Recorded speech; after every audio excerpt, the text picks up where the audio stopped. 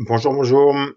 Donc, on va continuer sur le même thème que la vidéo précédente et qui est donc l'interdiction du blasphème. Et on a vu dans la vidéo précédente la rébellion de Corée et que Corée donc s'est rebellé contre Moïse et contre le Créateur pour des questions d'orgueil, de jalousie, de refus du rôle et de la place qui lui avait été attribué. Et donc, on va voir cette fois pour bien comprendre cette histoire, l'histoire un peu plus en détail de Moïse. Donc Moïse il a été donc, on connaît tous l'histoire, voilà, sauvé des eaux dans le Nil, il faut savoir qu'il a grandi du coup, il a été recueilli donc par la fille de Pharaon. Il est devenu le fils adoptif de la fille de Pharaon. Donc Pharaon était son grand-père et grand-père adoptif, et il a grandi dans le palais du roi le plus puissant de l'époque. Il a grandi avec, on pourrait dire aujourd'hui, avec tout quoi, ce qu'il faut en termes d'éducation, d'apprentissage, de confort matériel, et puis suite à euh,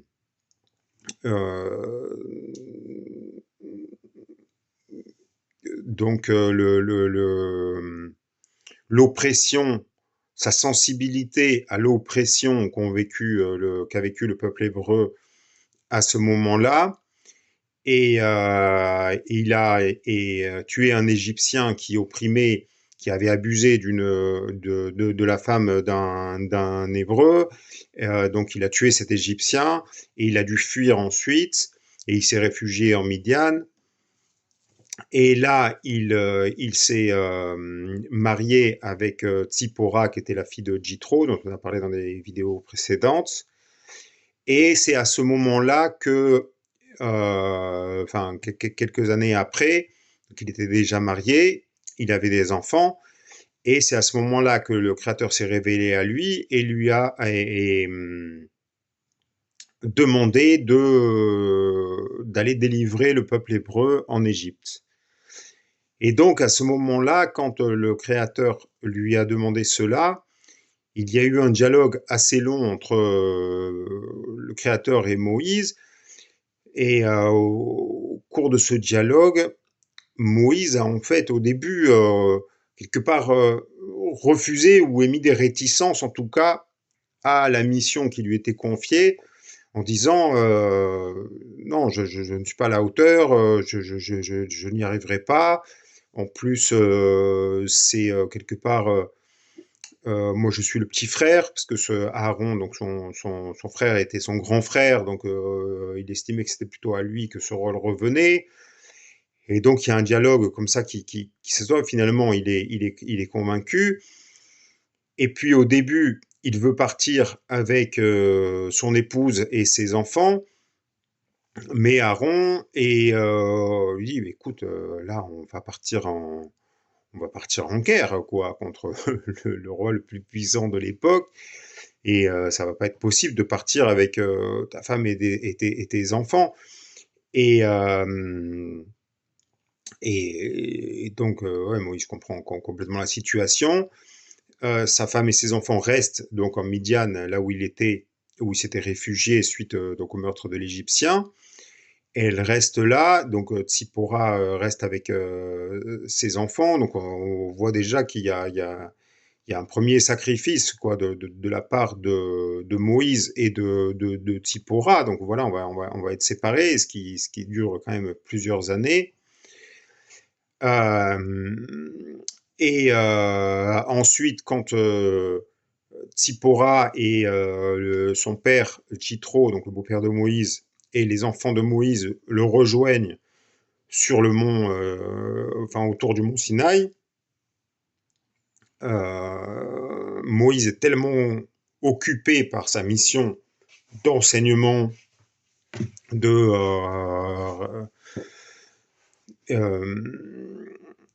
règlement des conflits, etc., d'application de cette nouvelle loi qu'il ne peut pas s'occuper, on va dire, comme il devrait de sa famille, à tel point que ça crée un problème avec la sœur donc de Moïse, Myriam, qui est un personnage aussi extraordinaire et qui va en quelque sorte lui dire bon, tu nous parles du mariage, des lois du mariage, etc. Mais regarde, toi, ta vie personnelle, tu abandonnes ton épouse et pour ta mission. Bon, elle le fait avec une intention très très louable, Myriam. Et mais bon, bah, voilà, ça nous montre à quel point le sacrifice de Moïse a été grand durant toutes ces épreuves et durant toute la délivrance, à quel point il s'est dédié à sa mission.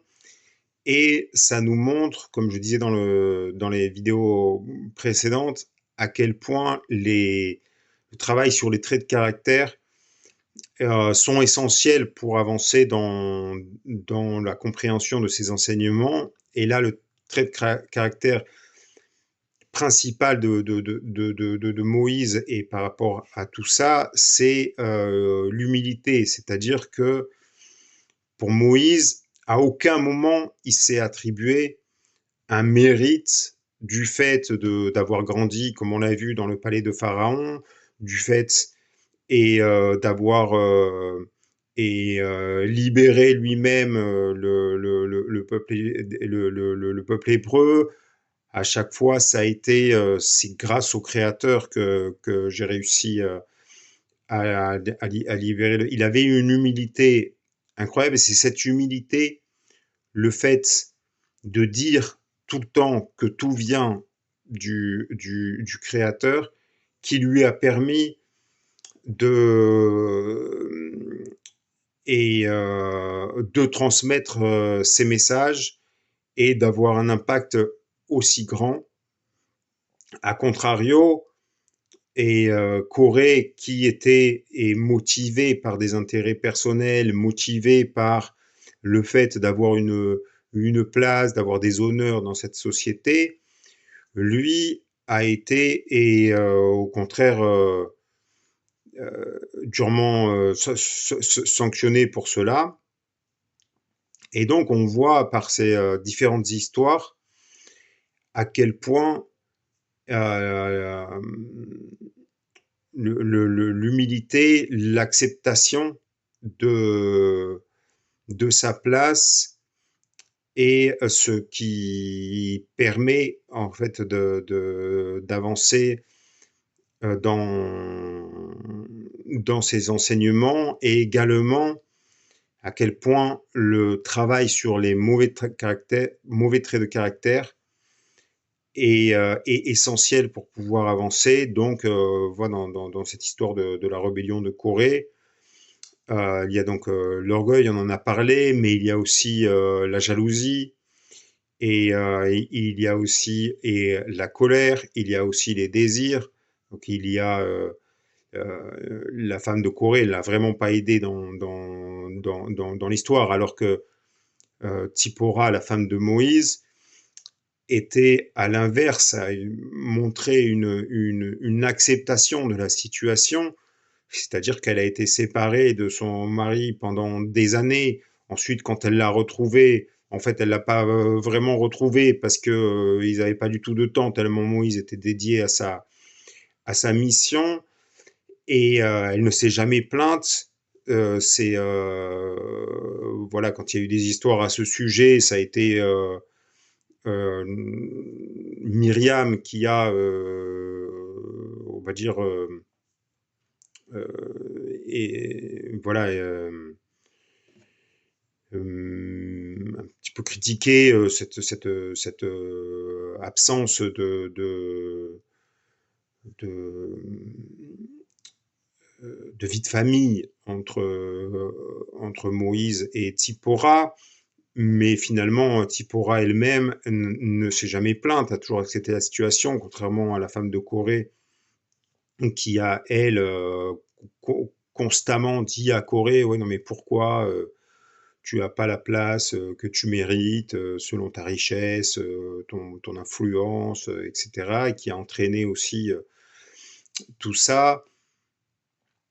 Et donc on voit avec ces histoires l'importance du travail sur soi et de l'acceptation de notre propre mission. Voilà, on est là où on est et on peut faire des grandes choses là où on est et sans avoir à remettre en question et voilà cet état des choses et à quel point la jalousie, l'orgueil de croire qu'on est plus que ce qu'on est et nous est préjudiciable et surtout est préjudiciable au fait donc de pouvoir se rapprocher du créateur. Voilà, voilà, on va continuer dans les prochaines vidéos, encore une dernière vidéo sur ce thème. Et merci de m'avoir écouté jusque-là et à la prochaine vidéo.